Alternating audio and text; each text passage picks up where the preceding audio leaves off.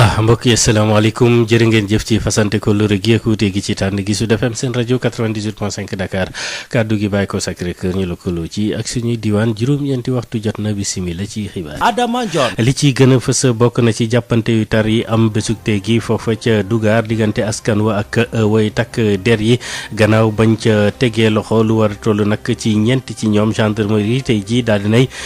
échangé waat tey grenade lacrymogène ak askan wa ñoom ñi lànk ne daal seeni suuf soosé duñu nangu benn yoon ñu daal di koy joxe nañ ci dikki ci ndorteelu xibaar yi lay doon du am bés bu yàlla rek sàkkte liggéeykat yi laaju ñu seeni àq ak seen yelleef ay conditions yu métti yi ñuy daal di nag dund ñàkk tekki fii ci charte ci wàllu yoon jumtuwaay yu matalewul administration bi nag ci wàllu liggéey ñu gis ne jafe-jafe yu tar daal na ci rek am ba tax nag syndicat bi ëmb inspecteurs yi ak contrôle yi wàllu liggéey mi di ci àttu ci seen ndaje bi ñu amal ak taskatu xibaar yi dinañ leen daal di nag teewlu ci biir jotaay bi dinañu wax itam jëme ci kuréel yi nga xam ne nag ñoo lëkkale jigéen yi ak lëkkaloo bañ ca am ak kuréel googu di WPP la ñu bëgg mooy jigéen yi daal di fës ci wàllu bopp moomeel yi lancement ba tey jii daal nañ koy rek amal lu aju ci coowal CEDEAO ak la muy sàkku ñu daal di dindi parrainage bi ndax gis nañ ne gàllankooru politique la nguur gi daal di ci indi tontu ki yore kàdduk nguur gi la mu daal di nag yëgle mooy mbir moomu méngoo nag suñuy constitution rax ci dolli itam du kenn ku leen di jox leçon ci wàllu nag doxalinu politique Oumar Gueye dinañ ko daal di nag teewlu bokk na ponk wax sa xalaat yi dinañ ci daal di nag addu coowal parrainage googule ñu daal di ci rek dikk dinañu wax itam ci lii aju nag ci lancement officiel ayu bés bi ñu jagleel àdduna wërngal këpp wàllu nag action ci wàllu njàng meek njàngale mi di éducation ci yaatal atum 2021 mu nekkoon occasion ci waa COSYDEP nag ñu daal di dellu siwaat ci yenn ci ay ponk yi nga xam ne njàngum Sénégal daal na ci am ak gàllankoor ak li nga xam ne nag système bi daal na koy laaj ngir ñu daal di koy joyanti ndaje ba amal nañ ko tey jii lëkkaloo ci ak réew yu bari dinañ ci daal di àddu ci kanam tuuti lay doon dinañ ci toftal yeneeni xibaar laata ñu ubbi antenne bi xibaar yi daal di buur beneen ponk wax sa xalaat bi aju woon rek ndaje bi gouvernement bi di amal ak taskatu xibaar yi ba ci wàllu Covid bi ak secteur bu santé seeni jafe-jafe ci kanam tuuti ñu daal di ci ubbi antenne bi Pape Lay Jéema fare ci sottandikukaay bi faram fànce gi nees gis lay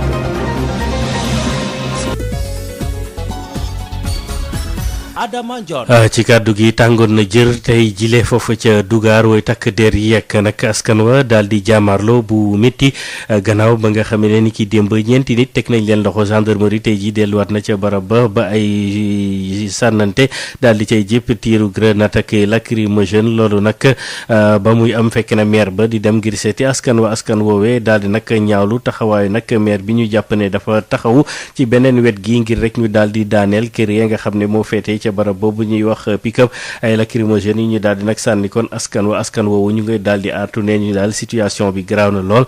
seen porte parole di Ousmane Dione ñu déglu ko ak Denisia Sambou. tey ce matin suba si le maire de Diamniadio dafay ñëw pour waxtaan ak kilifa yi waxtaan ak ndaw ñi moom li mu wax mooy que day wàcc sur le terrain waxtaan ak ñi fa nekk maanaam ñiy terrasser ak. waa Descos yi bon foule massive accompagné ko pour ñu dem ci site bi moom mu dégénéré wu mu am ay xeex entre les forces de l'ordre ak ndaw ñi mu nekk lu métti loo xam ne ñu ngi koy dund depuis démb vraiment Sénégal mérito lu mel nii Dougar dëkku jàmm mérito lu mel nii pick-up c'est des étrangers ñëw occupé suufu Dougar bëgg ko jaayat ay nit encore loolu moom dafa rafetul nañ ci waxtaan ñu xool nan la ñuy def ba situation bi ñu régler ko mais c'est dur pour la population dëkk ba léegi ñu ngi terrassé ba léegi ñu ngi toj ñu ngi yàq ñu ngi xeex ak force de l'ordre yi rafetul depuis démb ba léegi li ñuy dund metti na vraiment metti na di sànni ay lacrymogène seen pick-up bi di dugg ci kër yi di dóor ay xale di dóor ay mag vraiment loolu moom rafetul metti na torop dégénéré na ba pare situation bi il faut que autorités yi wax le préfet wax le gouverneur de Dakar wax le président Macky Sall aussi mu wax ci situation bi mu wax ci dossier bi ndax lii mu ñu mën koo teg ci suuf parce que métti na trop gis ngeen gars yi ñuy tirer affaire yi vraiment métti na suñu ndaw bu ñu téye ay jigéen aussi ce matin am na ñu téye encore vraiment loolu moom war nañ cee wax ñu ngi lancer aussi li may wax suñuy kilifay diine yi muy waa Tivaouane ñu ngi leen di lancer un pour que ngeen wax ci situation bi parce que yéen la ñu yaakaar waa Tivaouane yéen la ñu yaakaar tey bu ñu amee lu mel nii war nañu waxtaan ak suñuy kilifa muy ngeen jàppale ñu ngeen wax ci situation Dougar parce que situation Dougar metti na trop. ñoom nag lu war a toll ci juróom-ñaar fukk ak ñaar ci hectares yu suuf la ñuy sàkku ñoom askan wu Dougar ki nga xam ne mooy mandataire bu population ba daal di joxar bi baaraam maire bu Tëngéej mu jàpp ne nag moom mooy jàppale pick-up ci nag jox Descos autorisation ngir rek ñu daal di wàcc foofu daaneel kër ya fa ne Dougar ne ñu nag du ñu daal di dettu gannaaw ci nag seeni xeex boobu ñu ngi ciy woo waa Forum Civil FRAPP France Dégage ba ci ñoom Y'en a marre Diop Ndour Ndiaye ñu déglu ko d'initiation. pick-up ak population 72 hectares lañ leen jaay doole nangu ko fokkati ko ba pare mu am benn 15 hectares boo xam ne dafa nekk ci biir dëkk bi tabax nañoo tabax ba la ca des daanaka ay 25 hectares moo ca des léegi nag loolu la ñu bëgg a ñëw tey jii terrasser ko nangu la nga xam ne ni moom la ñu dëkkee plus de 100 ans am fa ay cimetière yoo xam ne ni plus de 40 ans donc nit ñi mënuñ faa dëkk ça fait des décennies nga ñëw xëy ne da ngay toj seen ay kër pour tabax kër loolu Sénégal rek la am situation fi mu toll nii ci diggante takk der yeeg population du Dougar mooy dafa toll ci jamono joo xam ne nii boo nekkee ci biir dëkk bi fekkee sànni xeer lacrymogène da nga yaakaar ne yaa ngi ci guerre léegi nag ñoom guerre la ñu woo population bi duñ leen tere ñu guerre dañuy fekk si population ci biir guerre bi ànd ak ñoom parce que ñoom li ñuy réclamer ñoom ñoo ko moom ñoom tooñuñu seen biir dëkk lañ leen fekk jaay leen doole nangu seen i suuf ci lu illégal amul benn këyit boo xam ne ni rek normal na ci suuf si ñuy nangu ba pare fekk leen fa bëgg toj seen i ay kër tojoon y a 1 an seen i ay kër nangu li ñu am ëlbati ko ñëw lañ fa dese asum néew plus de 100 ans ñu ngi fa dëkk ñu bëgg ko toj ci lan ak ci yan anam loolu lañ dul nangu nous sommes avec la population ba mu jeex tàkk préfet taxawuñu benn boor au contraire préfet mooy dooleel pick-up fi ñu toll je le dis haut et fort parce que bu ministre de l'intérieur ne def leen marche arrière ngeen toog ak pick-up ngeen régler situation bi préfet autorisé Descos ne ko demal nga toj loolu mooy provoquer population bi xale yi li ñu nekk nag ci seen droit la ñu nekk man maa ko cautionné et je suis entièrement derrière eux du ma ci ne kenn marche arrière du ma ci ne kenn dellu ginnaaw bu ñu bëggee xale yi dellu ginnaaw na Descos retiré wu na machine yi retiré wu bi ñu nekkee en pourparlers xale yi sànniwuñu xeer tojuñu bu ñu bëggee toj beeg sànni xeer bi arrêté nañu def marche arrière na Descos génn ci dëkk bi ba pare na machine yi génn waaw ndax dama mënul comprendre tey ñu ne gendarme yi tey jii force de l'ordre yi dañ fi nekk pour population bi ñoom bu ñu faalewul population Dougar teguñ leen fenn sax au moins bu ñu demee bay sànni lacrymogène nañ jàpp ne que hôpital moo fa nekk du dispensaire hôpital moo fa nekk te ay patients ñoo fa nekk donc bu ñu bàyyitul xel ne que population bi ñoo fa nekk au moins ñu bàyyi xel malade yi nga xam ne ñoo nekk ci biir hôpital pendant 2 jours ñu ngi sànni lacrymogène bay dugg ci seen i biir ay kër di leen fekk ci biir kër yi ni ñu leen di ñaan nag mooy ni ñu jàpp nañ leen bàyyi mais duñu marche arrière duñu reculer. ñu daal di nag wax ba tey ci yooyu lay jafe-jafe bi yoon ci wàllu barabu liggéeykaay wala rek liggéey bi ni mu gën a rek yaatoo ñoom ñuy faral di sàkku condition yu baax yi ñu mën rek di liggéeyee gis nañ ne nag yu ci bari ci ay pàcc dafa amee jafe-jafe bokk na ci itam wàllu yoon ak tëralin wa wàllu nag jumtuwaay ak matuwaay administration ci wàllu nag travail bi nga xam ne jamono ci nekk na ci ay jafe-jafe yu tar loolu waral syndicat bi ëmb inspecteurs yi ak contrôleurs yi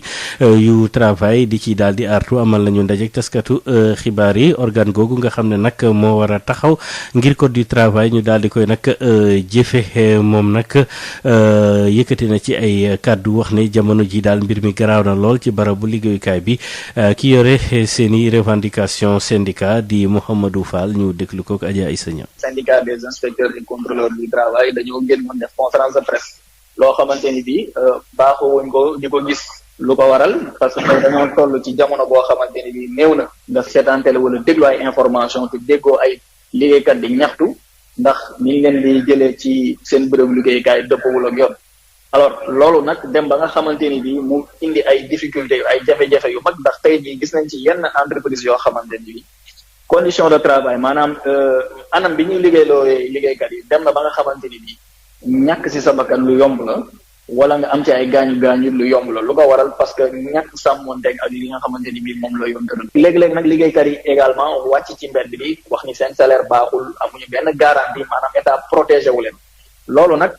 bu xasee ba toll fii fekk ni rek bu ñu déglu woon inspection du travail wala administration du travail ci njëlbeen ga xëy na mën nañoo bañ a toll fu ñoo xamante dañuy def ay blocage ba carburant ñàkk ci réew mi alors loolu nag lañ ne administration du travail am na ci rôle bu rëy ndax moom mooy organe ndawul état bi nga xamante ni bii moom la état di yebal ci entreprise yi ngir mu mën a saytu jafe-jafe yi nga xamante ni moo fa nekk ba pare indi ci ay saafara mooy que boo xasee ba teg administration du travail wala inspection du travail ci réew da nga ko war a dooleel ko ba képp koo xamante ni bii rek jàdd nga yoon mu mën laa tegaat ci yoon doole boobu nag lañu wax ni la ñu amul ndaxte yoon joxuñu doole boo xamante ni bi mën nañoo wañ loxo koo xamante ni bañ naa tënku ci li yoon santaane loolu nag buñ ci doolee nit ni tey ji limu inspecteurs et contrôleurs du travail ci administration doon na lim bu néew tey jii nag loolu nag yàgg nañ koo muñ dem nañ nag ba tollu jamono boo xamante ni nag nee nañ nag suñu boolu muñu kaay fees na ba tax na daal faaw ñu génn waxtaan ak nit ñi wax leen li xew ni bu ñu gisatul inspection du travail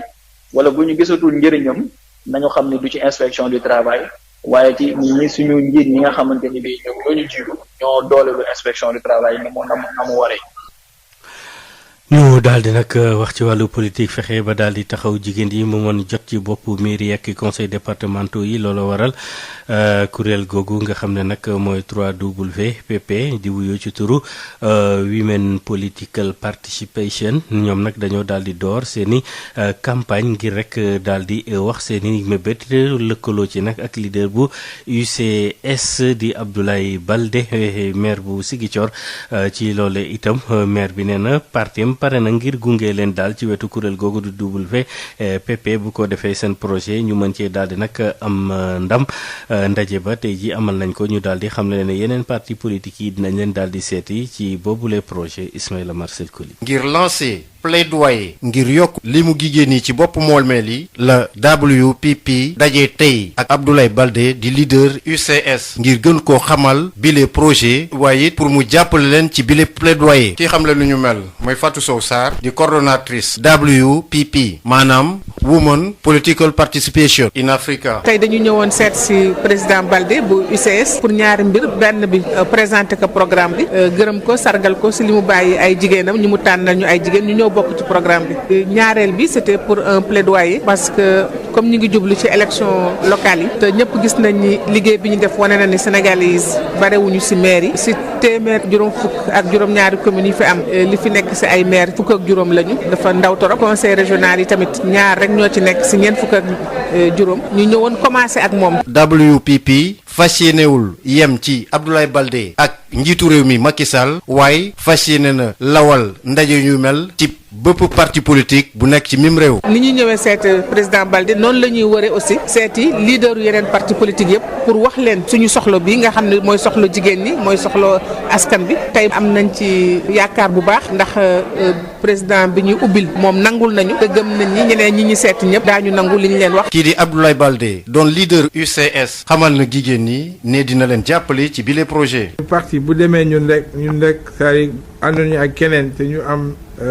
la possibilité di dogal loo xam ne moom la ñu war a def ci les si on s'engage à ce que les 10% au minimum pour que mu doon ay jigéen yoo xam ne dañ leen di proposer comme tête de liste pour que ñu mën a def mën leen nekk ay maire ou ay président de conseil départemental mais dañu bokk aussi ci benn kuréel bu mag boo xam ne mooy majorité présidentielle donc bu boobaa aussi dina engagé wu pour porter seen message bi benn plaidoyer pour que lu ñu fi jigee ñu mën ko fa jëfee te xam naa aussi que président dina dem dans le même sens que nous. ndaje bi ñu amaloon ko ci teewaay génn parti politique yu bëri waaye it ci teewaay militant UCS yu góor ñi ak yu jigéen ñi. ñu daal di desandi ci wàllu politique bi ak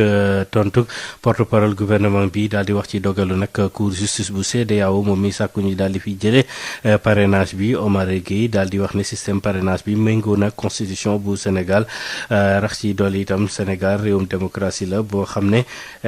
duñ ko dicté la muy doxal ñu teewlu kàddu Omar Gueye ak Abdoulaye Diop. ñuy fàttali rek ni parrainage du lu bees démocratie yi am ci àddina bi daanaka ñëpp am nañ seen système de filtre muy parrainage am na ñoo xam ni pour nga bokk élection fokk nga am un certain nombre d'élus yu la signal pour nga mën a bokk moo xam ay député lañu am na ay réew yoo xam ni ay maire ñoo lay signal loolu parrainage Sénégal sax am na parrainage avant ñuy indi bii te Sénégal nag démocratie bu yàgg la fii amul benn institution amul benn kuréel bu ñu mën a jàngal wala wax ci suñu démocratie ni dafa dellu ginnaaw déedéet président Macky Sall toogee ba léegi démocratie bi mu ngi jëm ci kanam ñu ngi def dialogue politique ñu ngi def dialogue social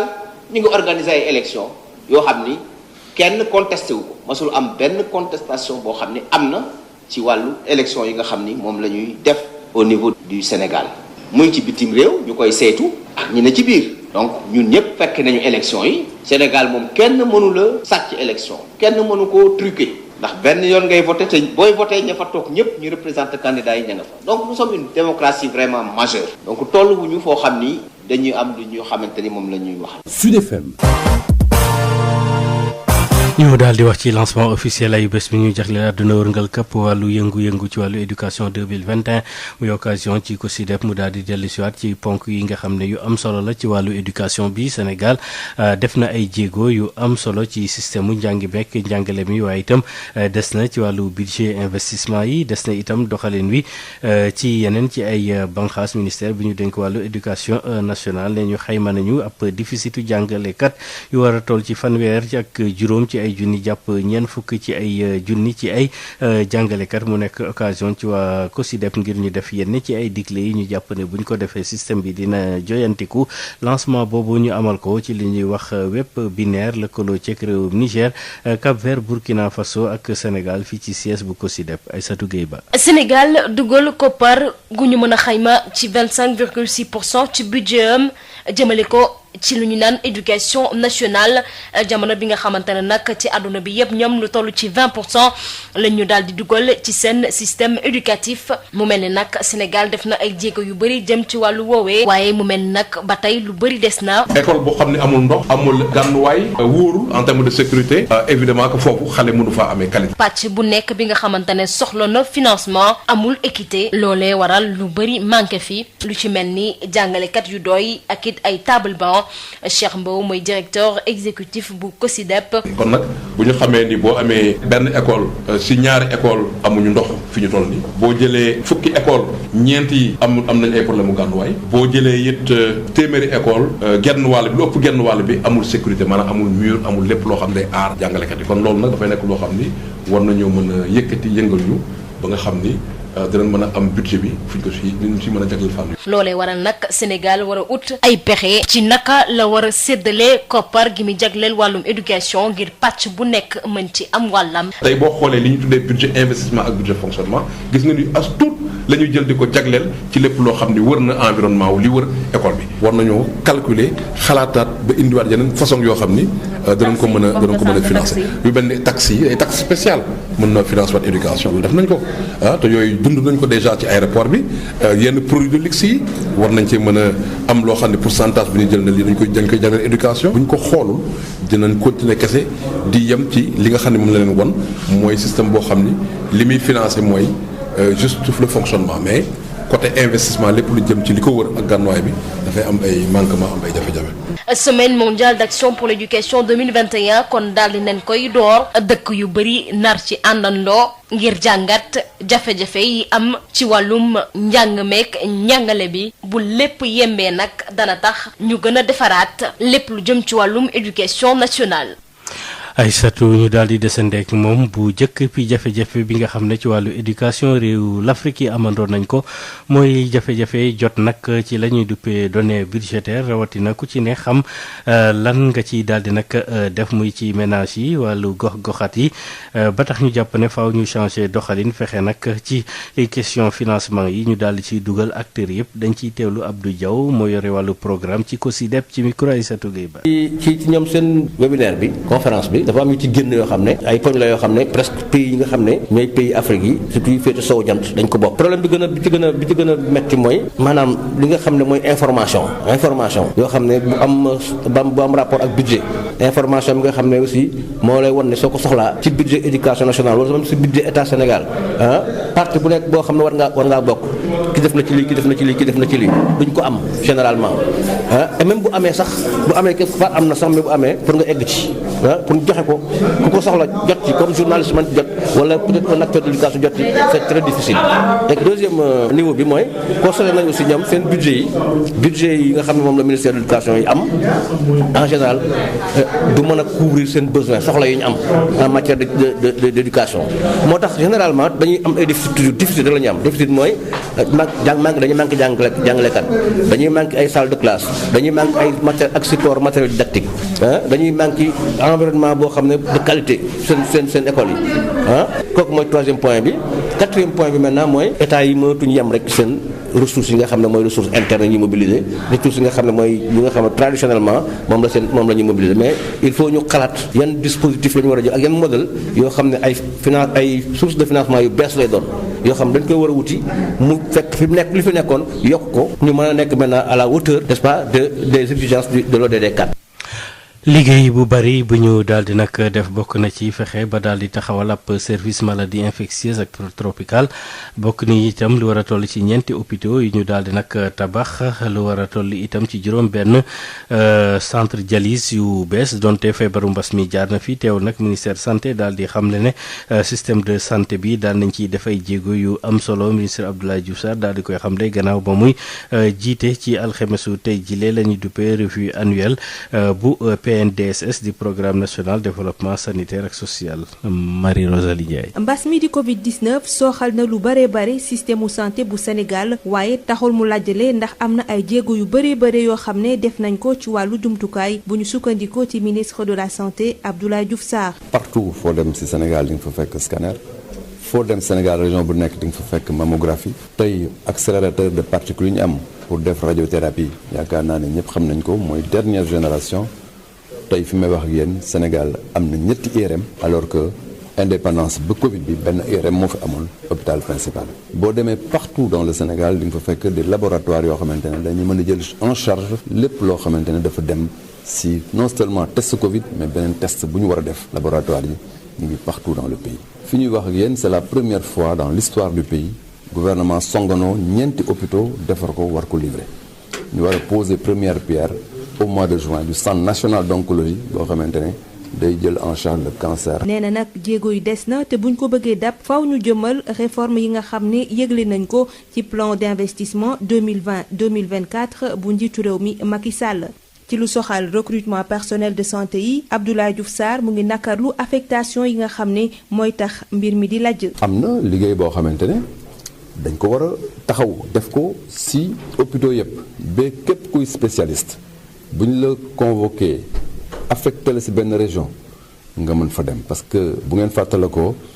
ay at su gannaaw bourse spécialisation 150 000 la woon ñu def ko 300 000 ba léegi ñu jël en charge sa jàng nga nekk fonctionnaire da nga war a nangu fépp fu ñu la affecté rek nga dem liggéey fa. ndaje bi nga xam ne moom la ñu duppee revue annuelle conjointe bu PNDSS dañ ci doon natt xarañte ministère de la santé et de l'action sociale ci kaw ay indicateurs yoo xam ne moom la ñu def ay yitte ci ab téere boo xam ne dañ ci nësër lépp luy dépense ak programme door atum 2020 ba 2022. ci la ñuy daal di tàbbi nag ci bi ñuy samp directeur bu bees bu police. national Seydou Bokar Yàgg moom nag tàmbale na liggéeyam patron bu police nag nee na dina taxaw ngir système wàllu kaaraange gi ci police mu gën koo daal di nag fësal tàggat itam ña cay daal di nag yëngu ba ñu mën rek jëriñ askan wi inspecteur général bëgg itam ci boobu l'émission fexe rek bara taxal diggante police ak askan wi xew-xew boobu ñu ko doon amal ci école police ci teewaayu ministre bi ñu dénk kaaraange askan wi ak biir réew mi.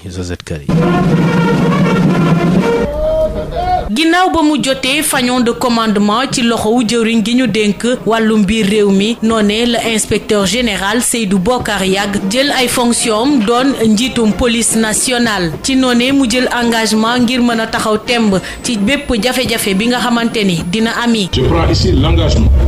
avec l'ensemble des personnels de la police nationale. maa ngi taxaw fii nag di leen xamal ne man ak police yëpp képp ku fa yëngatu daañu ànd nag taxaw temm ci soxla yi nga xam ne moom moo ñeel askan wi. police nationale dina taxaw temm xeex ak bandi yi ñiy jëfandikoo ñoll ñi koy jaay ak naka sudul noonu yi nga xam ne ñoo am ci suñu digg ak yeneen réew yi dinañu def lépp ba lépp loo xam ne dafa jëm ci sécurité ñu taxaw ci temm ni mu war a amee police dina def lépp ba réew mi nekk réew mu wóor foo xam ne di nga dox ak sa teeyu bakkan. à continuer à faire du Sénégal l'exception qu'il a toujours été.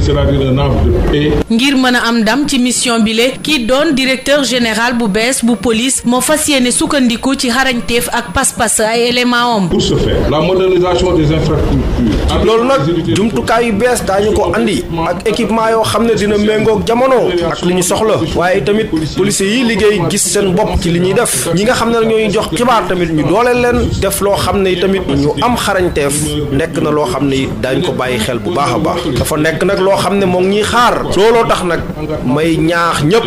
ñu ànd booloo ci loolu. Seydou Bokar Yàgg di woote booloo ngir rataxal diggante police population yi ak yeneen force de sécurité yi. Les rapports police population doivent aujourd'hui plus que diggante police ak ñi nga xam ne ñoo nekk ci biir réew mi dafa war a nekk lu dëggu lu taxaw lu am doole loolu mooy tax ñëpp am jàmm rawatina ñi dëkkee réew mi ak ñi nga xam ne dañ fee wàll si xeex ak ñi def na ko sudul noonu. vie de lutter plus efficacement contre la délinquance de toutes ses formes. ci njeexintalu bile cérémonie amal na saytu jëm ci troupe yi laata ñuy def ab défilé ngir teeru ko. ci la ñuy wax ñaari baat ci wàllu tàggat yaram di résultat yu Europa League bi diggante nag mooy final aller demi-finale aller yi Manchester dafa daal di nag dóor AS Roma dóor yu métti ndax juróom-benn bal la ko dóor ci ñaar yi AS Roma daal di nag amee beneen nag demi-finale aller bi doxoon diggante Villarreal mi daal di dóor ñaari bal équipe bii di Arsenal bi am nag benn ñuy xaar ne nag kon phase retour yi li amoon ci ñaaru tàggat yaram bi ñu daal di dikk ci pàcc bu mujj bi ñu ubbi antenne bi ci wax sax